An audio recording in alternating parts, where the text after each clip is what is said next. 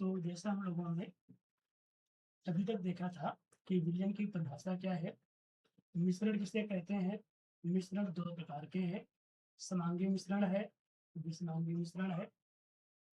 फिर हम लोगों ने बताया कि जो समांगी मिश्रण है हम उसे ही विलयन कहते हैं।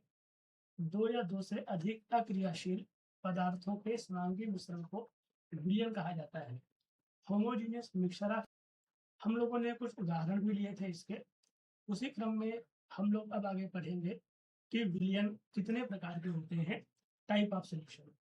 तो जब हम किसी चीज का वर्गीकरण करते हैं, टाइप में करते हैं, तो हमें वर्गीकरण क्लासिफिकेशन करने के लिए कुछ आधार चाहिए होगा। हम बिना आधार के वर्गीकरण नहीं कर सकते हैं।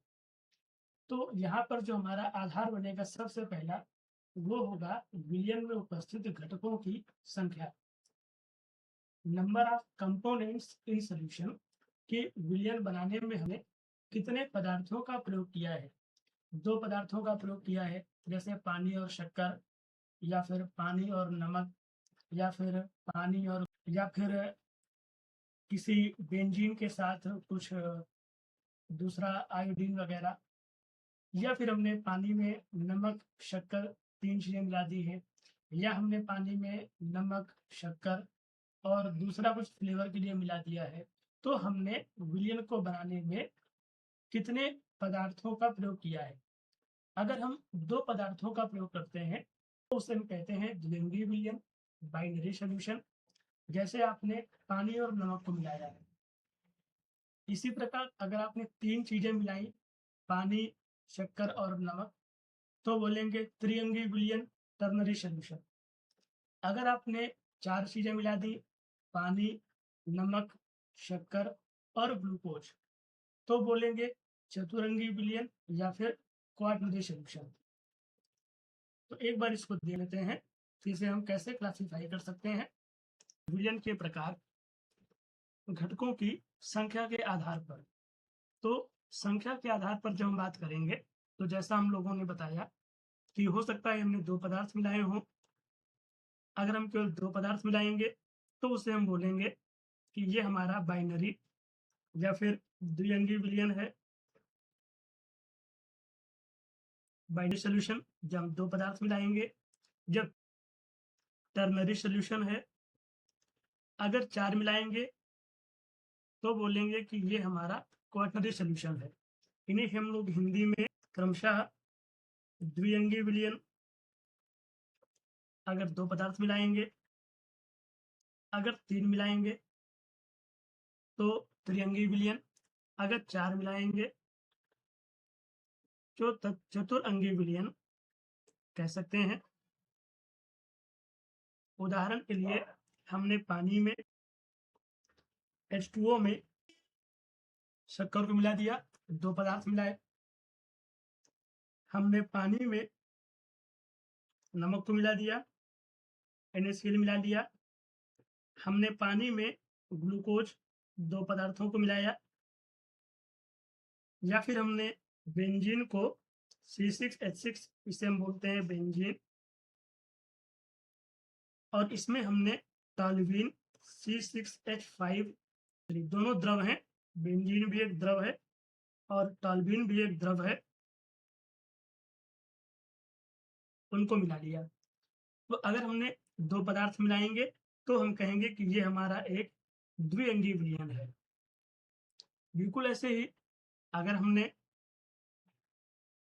पानी में नमक मिलाया NaCl और थोड़ा सा शक्कर, चीनी या शुगर हमने और मिला लिया, तो तीन चीजें हो गई, तो यह त्रिअंगी विलयन है। ऐसे ही हमने पानी में नमक मिलाया, NaCl, सुक्रोज शक्कर मिलाया और हमने थोड़ा सा ग्लूकोज मिला लिया। अब यहाँ पर चार चीजें हो गई हैं, तो ये हमारा चतुरंगी विलयन है। तो ये हमारा वर्गीकरण है, क्लासिफिकेशन है according to the number of components present in the solution. इस सॉल्यूशन को बनाने में हमने कितने कंपोनेंट या कितने पदार्थों का प्रयोग किया है। अगर दो पदार्थों का प्रयोग किया है तो बाइनरी सोल्यूशन है। अगर 3 पदार्थों का प्रयोग किया है तो टर्नरी सोल्यूशन है।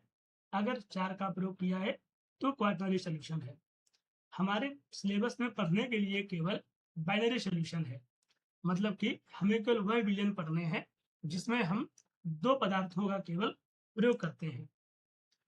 तो जब हम बात करते हैं बाइनरी सोल्यूशन की, तो केवल 2 ही कंपोनेंट हैं। तो बाइनरी सोल्यूशन में हम लोग 2 शब्दों का, 2 टर्म का प्रयोग और करेंगे।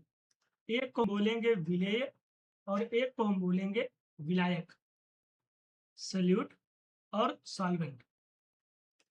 तो जब हम बात करते हैं विलेय और विलायक की,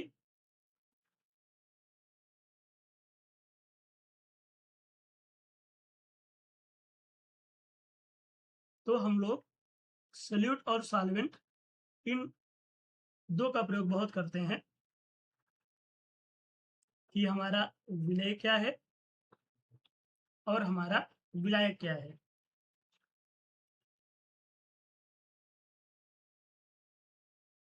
अगर हम लोग बिल्कुल सिंपल समझते हैं कि विलेय क्या है, विलायक क्या है, तो हम ये कह देते हैं कि जो घोला जाता है वह विलेय है और जिसमें घोला जाता है वह विलायक है। जो घोला जाता है वह विलेय है और जिसमें घोला जाता है वह विलायक है। लेकिन यह परिभाषा वैज्ञानिक दृष्टि से अपर्याप्त है। विलेय और विलायक कहने का हमारा तरीका कुछ अलग है। कैसे? जैसे अगर हमने जल में, पानी में शक्कर मिलाया, शुगर मिलाया, तो हमारा शरबत बनेगा, जिसे हम कह सकते हैं कि वह स्वीट वाटर है, मीठा पानी, यह शरबत बनेगा। यहाँ जो हमारा पानी है उसे हम कहते हैं कि वह हमारा विलायक है, और जो हमारा शक्कर है वो हमारा विलेय है, और जो बना है मीठा पानी वो हमारा विलयन है। अब इसमें जो विलेय है वह ठोस अवस्था में है, जो विलायक है द्रव H2O लिक्विड स्टेट में है, और जो बनेगा विलयन वो लिक्विड स्टेट में है। इसके एक और उदाहरण लेते हैं हम लोग। अगर हम लोग कॉपर सल्फेट लें, यह ठोस अवस्था में होता है। पानी मिलाएंगे, पानी थोड़ा मिलाएंगे, एक अंख्या के आधार पर, यह द्रव के रूप में है, तो जो बनेगा वो है कॉपर सल्फेट डॉट 5H2O।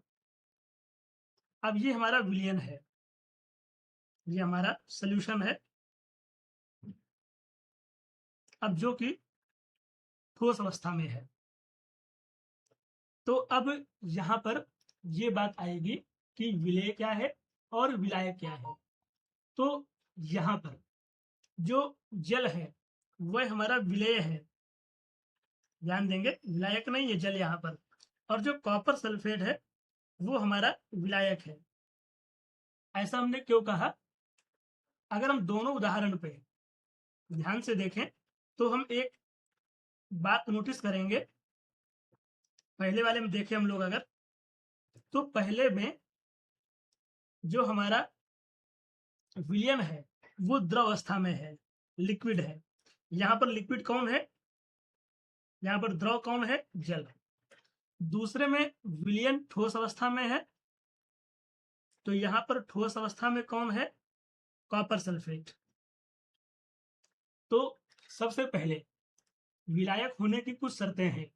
पहली शर्त तो यह है कि विलायक वह है जिसकी भौतिक अवस्था अंत में विलयन की भौतिक अवस्था बन जाए। मतलब कि जो कंपोनेंट की फिजिकल स्टेट फाइनली सॉल्यूशन की फिजिकल स्टेट बनेगी उसे विलायक कहा जाएगा। जैसे ऊपर वाले में जल द्रव के रूप में है और जो बना है विलयन द्रव के रूप में है, तो भौतिक अवस्था किसकी समान है? जल की। जो जल की भौतिक अवस्था है वही बाद में विलयन की भौतिक अवस्था है। तो जल क्या है? एक विलायक। दूसरे उदाहरण में जो विलयन है वो ठोस बना है, और यहाँ पर ठोस कौन है? Copper sulphate. तो कॉपर सल्फेट की जो भौतिक अवस्था है वह हमारी अंत में विलयन की भौतिक अवस्था बन जाती है। तो कॉपर सल्फेट क्या है? विलायक। तो हम कहेंगे विलायक वह है जिसकी भौतिक अवस्था अंत में विलयन की भौतिक अवस्था बनेगी। तो हम ऐसा कह सकते हैं, पहला पॉइंट, वह घटक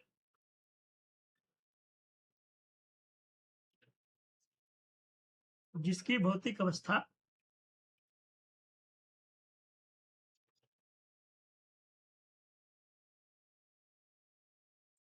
अंत में, मतलब फाइनल में, लास्ट में, फाइनली विलयन की भौतिक अवस्था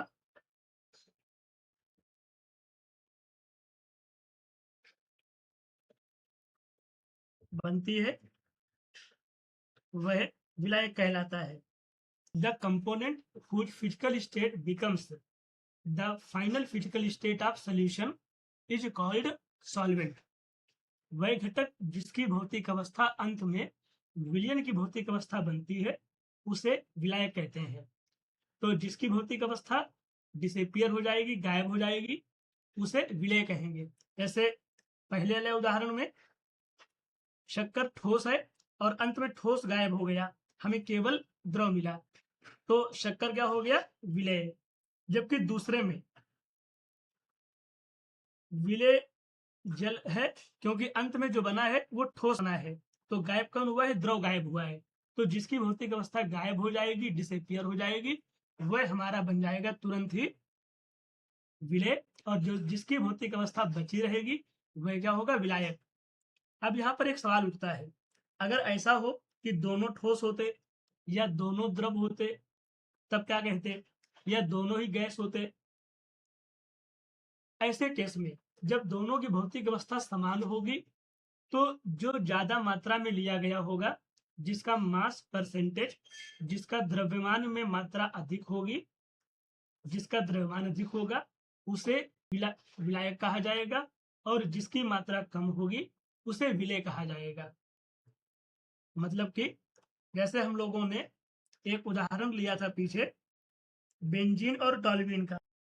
तो जैसे हम लोगों ने उदाहरण लिया था बेंजीन का और टॉल्यूइन का,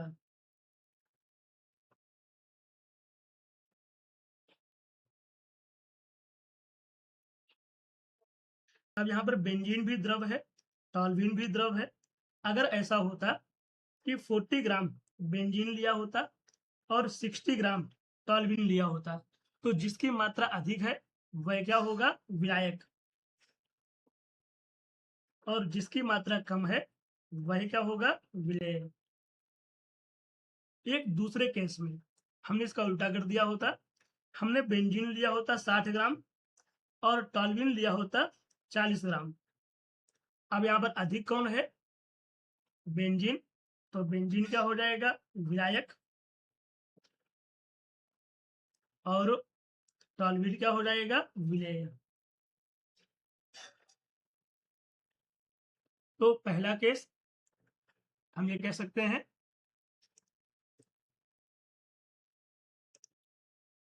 कि अगर ऐसा हो कि विलय और विलाय, अगर दो कंपोनेंट जिनको मिला के विलयन बनाया गया है, अगर दोनों की भौतिक अवस्था अलग अलग है तो जिसकी भौतिक अवस्था गायब हो जाएगी वो विलय है, और जिसकी भौतिक अवस्था बची रहेगी वह विलायक है।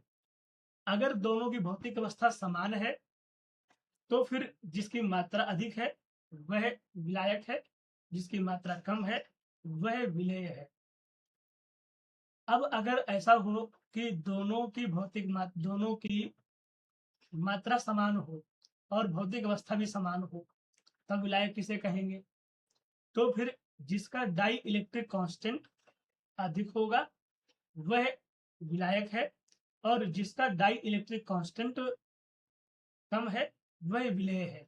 उदाहरण के लिए अगर हम लोग बराबर मात्रा में एल्कोहल और जल को लेते हैं,